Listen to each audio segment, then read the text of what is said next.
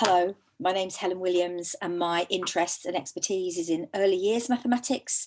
And for the next 30 minutes, I'm going to be talking about how we support spatial reasoning in particular in the early years and its significance in terms of wider mathematical learning. My background is a reception teacher. I belong to the early childhood maths group, and this is an area we've been looking at for over a year or more. So let's set off. So let's look at the research that backs up the importance of it and begin to think about what this looks like when you're in an early years setting or a classroom. And by early years, I'm talking about the ages of between about 3 and 6, although internationally, birth to 8 is the early years sector. It's recognised as the early years sector. In this country, it cuts off at 5 at the end of our foundation stage. So if you've been in an early years setting or you have taken your children into one, you might well have seen these big blocks, and every early years educator will be able to tell you how mathematically rich this sort of spatial play can be for very young children. But what we're beginning to find out now is that it is young children's spatial abilities that predicts their later mathematical achievement, their overall mathematical achievement, rather than their numerical ability. So let's have a look at why that might be the case. First of all, we have a definition of spatial thinking here as an awareness of space. Obviously, we live in a spatial world and children operate spatially all the time, but it's building that awareness of distance, dimension, position, and all of those things, being able to interpret those, that's important. And representations, there's a second bullet point, being able to interpret representations of space mentally, graphically, pictorially. And finally, reasoning about these, interpreting what you're seeing and making a decision based on that. So this is what we understand spatial reasoning to be, how we interact with our physical world. There's a link there to a blog I've written recently about the importance of spatial reasoning, which you might want to pick up if you haven't had enough by the end of this 30 minutes. And clearly children, very young children, including babies, engage spatially all the time. You just got to watch your own baby reaching for a toy, judging if they can reach it or not. And maybe a child wrapping up a present for somebody and cutting out enough paper to do so. All of the references included in this slideshow are at the end with full details of how to access these. So spatial reasoning. Let's have a look at these 5 or 6 bullet points. So we have to, in order to be reasoning spatially, we have to interpret appearances, the shape and size of objects, the relationships between things and variations in these, different sorts of positions, directions, orientations. Language, that's another a big issue. I think in the past we have made a mistake of thinking geometry and shape and space in early years is about learning the names of shapes and barking these back at adults. So language is much more than that. We have to hear the language of shape and space and spatial language, and we have to learn how to understand that. And then ourselves, young children, have to learn how to describe themselves and using direction and position or words. We'll have a look at a few tasks that actually bring that in for very young children a little later. And we also have to manipulate mentally all these things and begin to generalize and make decisions, looking at rules and looking at relationships between things. And all of this is drawn together in the representations that we use in our culture for understanding space. That's our website, the Early Childhood Maths Group.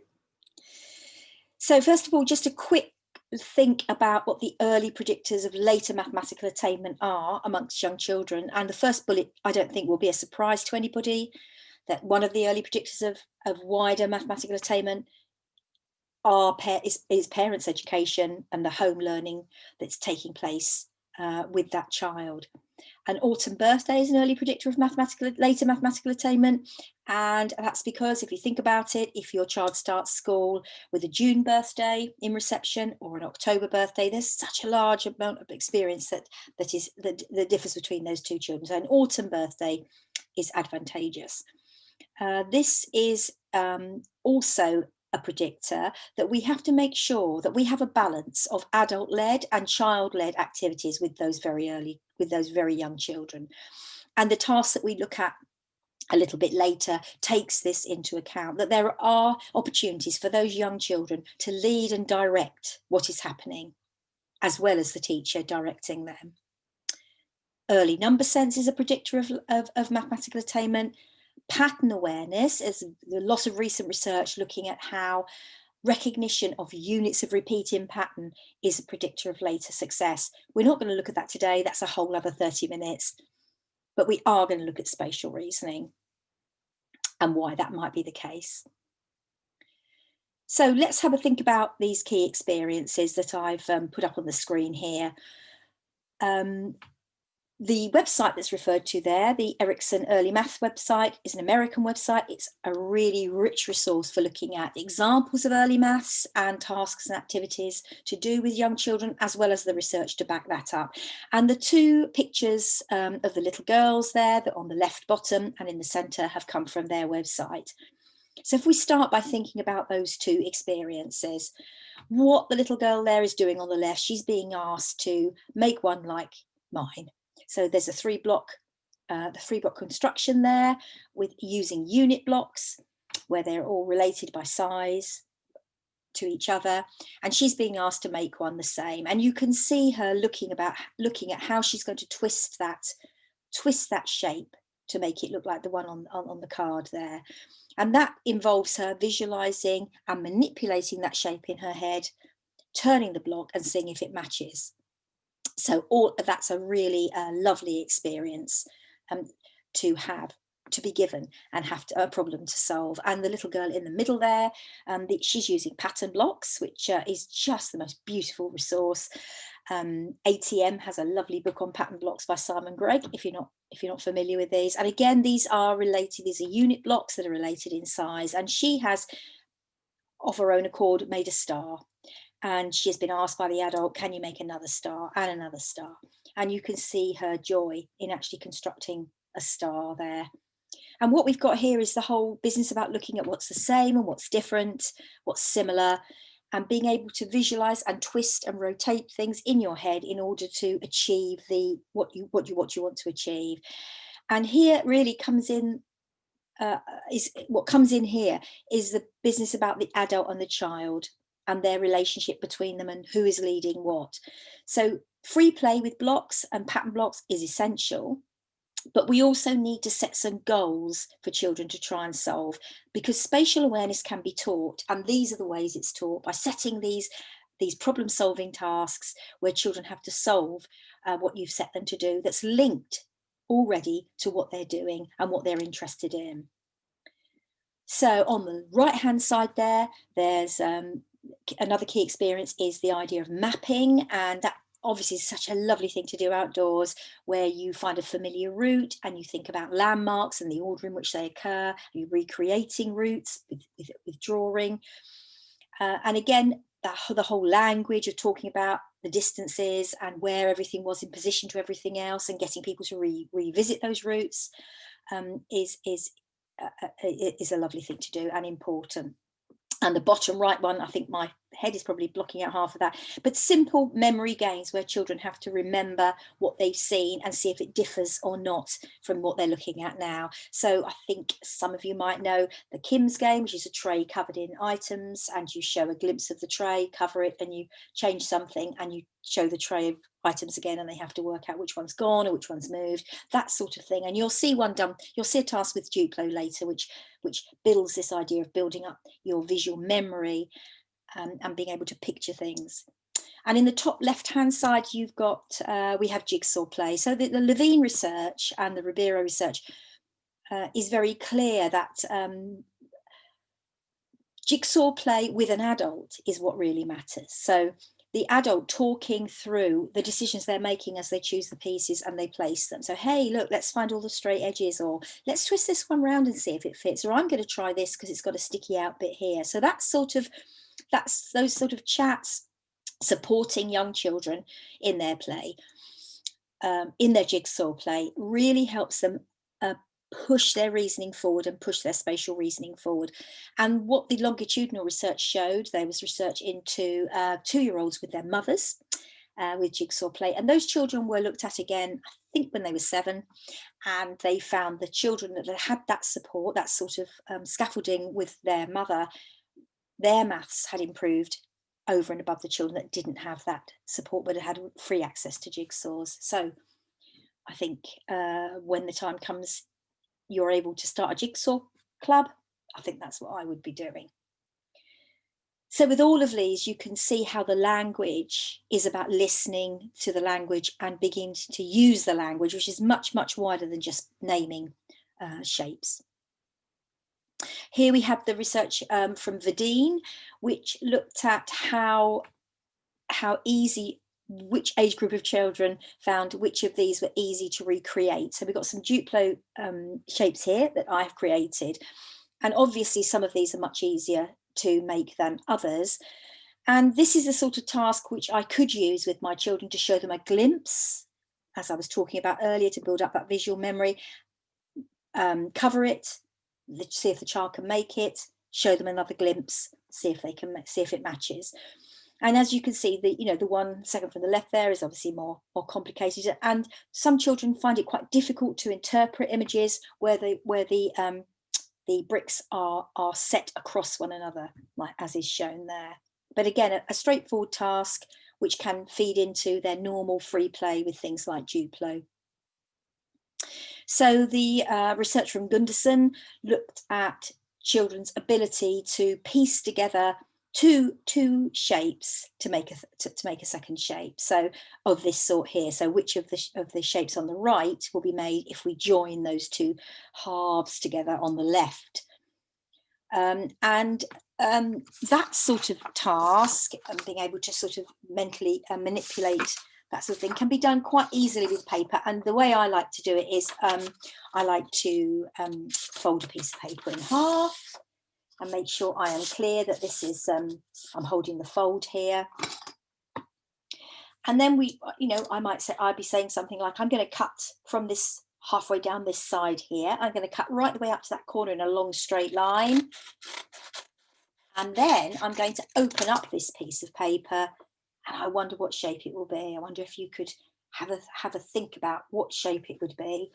Draw it in the air with your finger or talk to your partner about it, so that children will be able to begin to predict what happens. And paper cutting is a nice task for a very young child to begin to predict and think about how they get something to happen in actuality. Another very valuable way forward is to look at barrier games. So I used to call this Make It the Same when I was in my classroom. But a barrier game involves two players, or one player and another set of players having an identical set of resources. One player gives instructions to the second player on how to make one just the same as theirs. So here we have the sort of princess and the cow and the bridge, which the cow's not going to fit under, made into a small world arrangement. And I would be giving you instructions about how to make one just the same. As we get good at that, I can introduce a barrier. So we've got a book dividing the two sets of bricks here, and only I, as the explainer, can look over the book to check how you're getting on. But you have to listen to what I'm saying and see if you can make one like mine. Of course, then we have the big reveal when we take away the barrier, and we see if they are indeed the same, and in what ways they're the same. Of course, this can be made much more difficult by using, in this situation, we've got blocks of the same colour. So, of course, the language has to be, it has to be much more specific. So that sort of thing where you're pushing the child to describe in a problem which makes perfect sense to them, and the second child having to interpret what they're hearing. And just to think back at those key experiences, we had mapping on there. There are lots of picture books which refer to journeys, which can be used for mapping out what happens and to introduce children to the idea of following a route. I want to take a special look at block play. I mentioned it at the beginning because it is so important. And the Froebel block play project, which was in the 1990s, is what there hasn't been an awful lot done on that since, actually. And although you will find in most nurseries these large unit blocks, block play does remain on the periphery of our mathematics curriculum. And I want to look at how we might change that. And there's also evidence that gender differences in spatial skills begin early, around the age of 4 and 5 years. And if you talk to early years teachers, they will say that the boys do tend to dominate the block play area. However, when research looks at the gender differences, it's not entirely consistent when you look at competency. It is when you look at preference, but not when you look at competency. So in other words, the boys prefer it, but the girls are just as competent when they're given something to do.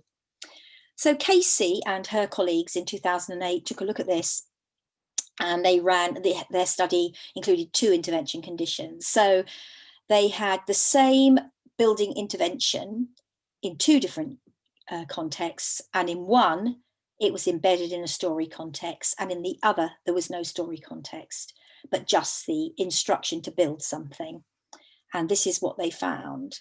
So, first of all, the stories, they introduced the idea of a story context to engage the children's motivation and provide a narrative context and a meaningful context in which to build a castle or build a bridge and a road. And the story character was used to invite the children to help solve the building problem. And what they found was that the girls in particular responded very well to this. They were very able to solve the problems and very willing to do so.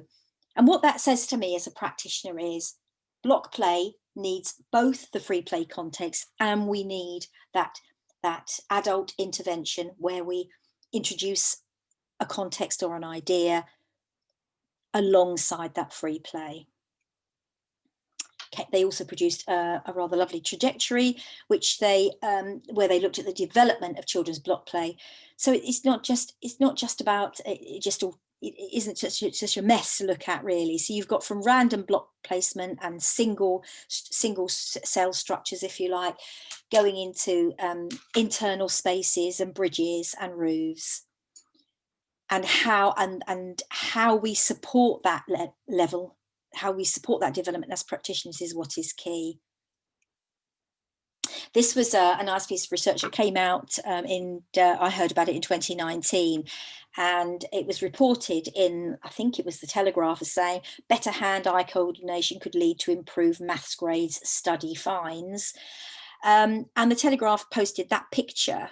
The research took place in Bradford, so that's as I think Sue Gifford pointed out, an interesting image to put next to that Bradford research. So this research, the researchers looked at they were slightly older children, primary age children, their ability to hit a moving target with a bat. This was tested virtually on a screen. And they found that children's ability to do that when they practiced it daily correlated with a 6-month advance in their mathematics. Now, they talk about this as interceptive timing. So that ability, that spatial ability to predict the trajectory and speed of a ball and move your hand to meet that, involved what they called neural circuitry. And that circuitry overlaps the circuitry that we use to represent number. I'll just leave that there for a minute so you can read it.